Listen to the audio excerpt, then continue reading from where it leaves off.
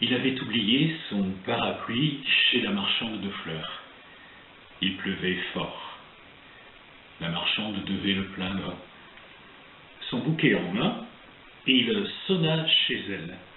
Il avait trouvé l'adresse en fin limier qu'il était chez Détective Co. C'était lui, Détective, car Co n'avait jamais existé. Comme il n'avait pas d'imagination, le titre était déjà pris. De toute façon, son entreprise n'était pas déclarée. Il enquêtait pour son compte, sans rendre de compte. Il enquêtait sur les femmes rencontrées dans la rue pour leur offrir des fleurs. Aujourd'hui, c'était idiot de ne pas offrir de fleurs à la marchande de fleurs. Elle trouverait ça original. N'avait-elle pas souri quand il lui avait fait mélanger des tulipes et des roses? Les roses étaient plus chères, et il avait offert plus de tulipes. La marchande ne répondait pas, il n'était pas tout à fait midi. Elle n'était pas encore rentrée. La marchande ne rentra pas.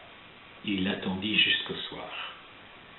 Jusqu'au pas dans l'escalier qui ressemblait au pas de la marchande de fleurs. Ils étaient mélangés avec des pas plus lourds. Le détective soupçonna un homme. La description qu'il se fit dans sa tête correspondait à la réalité. L'homme était immensément fort, immensément dur dans le regard, immensément interloqué de le trouver là. La marchande lui demanda ce qu'il faisait là. Elle comprit l'histoire des fleurs. Les fleurs, moins compréhensives, s'étaient voûtées pour lui rendre hommage. Elle arrêta l'homme qui voulut s'en prendre au détective. Dans l'escalier, après un dernier regard sur le couple, le détective sortit un carnet et nota « Pensez à vérifier le célibat ». C'était maintenant une pluie de fleurs qui tombait dans les escaliers. Le détective n'avait toujours pas de parapluie. Le rire de l'homme était énorme.